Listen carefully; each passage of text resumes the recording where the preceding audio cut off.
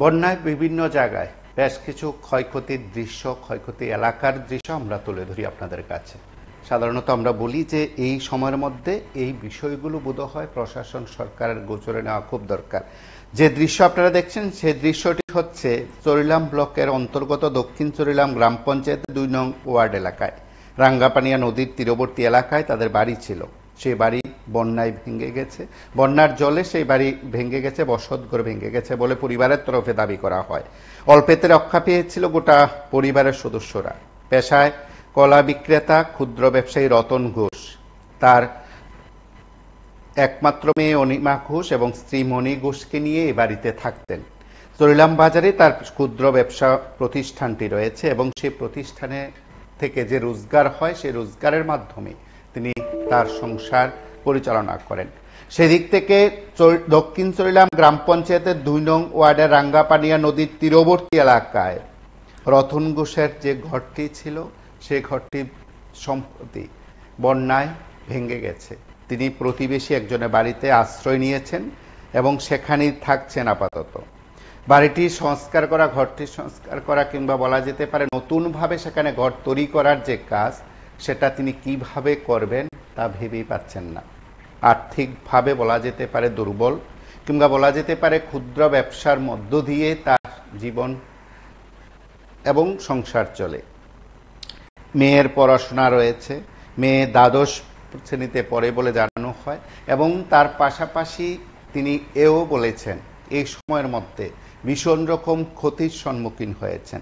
শুধু রতন ঘোষ কেন, এমন আরো অনেকে আছেন হয়তো এই সময়ে তারা প্রশাসনের দিকে তাকিয়ে আছেন, সরকারের দিকে তাকিয়ে আছেন। তাদের জন্য হয়তো সরকার প্রশাসন ভাবছেন বলবেন বা সবকিছু খতিয়ে দেখা হচ্ছে, ক্ষতিপূরণ দেওয়ার আশ্বাস দেওয়া হচ্ছে, হয়তো ক্ষতিপূরণ দেওয়া হবে। আমরা বিশ্বাস রাখি রাজ্য সরকার এবং প্রশাসন সর্বত্র সেখানে ক্ষতিগ্রস্ত মানুষদের তালিকা তৈরি করে সঠিকভাবে সেখানে ক্ষতিপূরণ ব্যবস্থা করবেন, প্রশাসন তাদের পাশে দাঁড়াবে। আমরা একবার শুনি রতন ঘোষ এবং তার পরিবারের সদস্যরা সংবাদ মাধ্যমের মুখোমুখি হয়ে কি প্রতিক্রিয়া ব্যক্ত করছেন। আজ গত বুধবারের পরে হঠাৎ করিয়া নদীর জল, রাঙ্গামাটিয়া নদীর জল এই রাস্তার উপরে দিয়ে আইয়া আমার ঘরের মধ্যে হঠাৎ করিয়া আমার বুক সমান জল। এরপরে দেখবেন আর বাঁচানোর রাস্তা নাই স্যার। মাত্র আমার একটা মেয়ে সাধারণ কিন্তু লেখাপড়া করে, আমি কিছু কলা দিয়েছি। এই মাত্র স্যার ঘুমে তুইটা দেখি দিন জল আমার বুক সমান হয়ে গেছে। হঠাৎ করে আমরা ৩ জন বাইরে কোনো রকম স্যার নদীর এই ঘর থেকে বাইরে যখন ঘর আইছি তখন স্যার এই ওয়ালটা পুরোটা ওয়াল হয়ে গেছে। স্যার আমরা এখানে এই আমরা সামাজিক স্যার, তারপরে নিরীহ পরিবার আমরা কিচ্ছু নাই স্যার, শুধু মেয়ের পাশের বাড়িতে এক বাড়িতে এখন বাড়াতে থাকি। এখন মুখ্যমন্ত্রীর কাছে আমার একটা অনুরোধ, আমাদের যখন কিছু কার্যকর্তা করেন আমার লগের বাড়িতে পাশের বাড়িতে এক বাড়িতে ভাড়া থাকতে আছে। আমার এই বন্যায় সব ঘর তো সব রয়ে গেছে, তো ওখানে আমার পড়াশোনারও বেশি নাই। তো আমার বই টই সব ভিজা হয়ে গেছে, মাটির তল থেকে বই টই একটা একটা করে বাইর করছে। এখন ভিজাটি মানে আছে মাটির তলের থেকে বাইর করছে একটা একটা করে। ওখানে তো পড়াশোনার ওখানে নেই। আপনারা দেখলেন সংবাদ মাধ্যমের মুখোমুখি হয়ে সেখানে রতন ঘোষ এবং অন্যান্যরা কি বলছেন। আমরা চরিলাম ব্লকের সে দৃশ্য দেখলাম, বন্যায় ক্ষতিগ্রস্ত পরিবার যারা একেবারে যে ঘরটি রয়েছে থাকার যে ব্যবস্থা ছিল সেটা সম্পূর্ণরূপে ভেঙে গেছে। আপনারা দেখছেন সেই দৃশ্য, একেবারে পড়ুয়া, দ্বাদশ শ্রেণীর পড়ুয়া কি করছেন, তার ভেঙে যাওয়া ঘর থেকে বইপত্র খোঁজার চেষ্টা করছেন বা শিক্ষা সামগ্রী খোঁজার চেষ্টা করছেন। তাই ছিল ঘরের মধ্যে সবকিছুই নষ্ট হয়ে গেছে বলে তারা জানিয়েছেন সংবাদ মাধ্যমের মুখোমুখি হয়ে।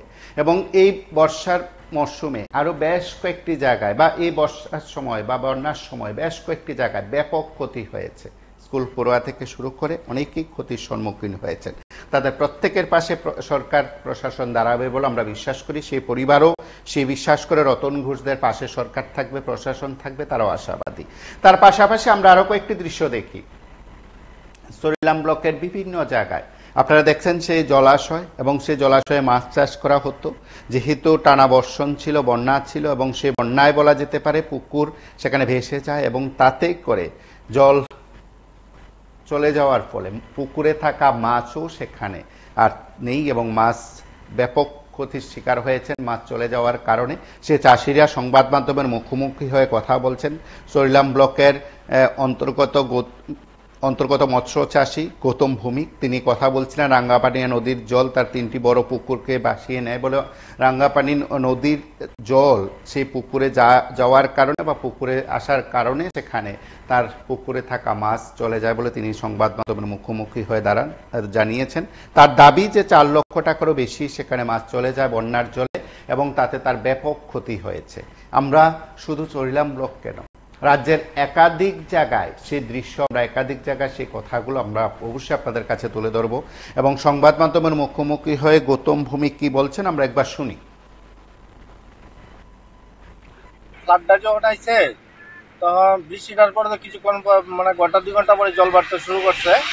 তারপর দেখা গেল কি পুকুরটা একটার পর একটা ডুবতে শুরু করে দিচ্ছে। এই পুকুরটা হলো প্রায় 3 কানি। এই পুকুরটা 2 দিকে ভাঙ্গা গেছে, ভাঙ্গা জল ঢুকিয়া গেছে। ভাঙ্গা জল ঢুকছে পুরা মাছ বাইরে গেছে গা। আর এমনি টোটালি আমার পুকুর 6টা, তার মধ্যে আরো 2টারে ডুবাইছে। এই সবচেয়ে বেশি লস হয়েছে আমার কাছে কিছু মণিপুরি ইলিশ আসলো। মণিপুরি ইলিশটা এই পুকুরটার মধ্যে 50 কেজি মণিপুরি ইলিশ আসলো। ইলিশটা সম্পূর্ণরূপে বাইরে গেছে গা। এইখানেই একটা সবচেয়ে বড় লস হয়েছে আমার। আর যদি সরকার এখানে কিছু সাহায্য সহায়তা করে তাহলে কৃষকরা যদি আবার ঘুরে দাঁড়াইতে পারে তাহলে কৃষকরা সামনে বহুত কষ্ট হইব। 3.5 থেকে 4 লক্ষ টাকা মাছ তো হইবই।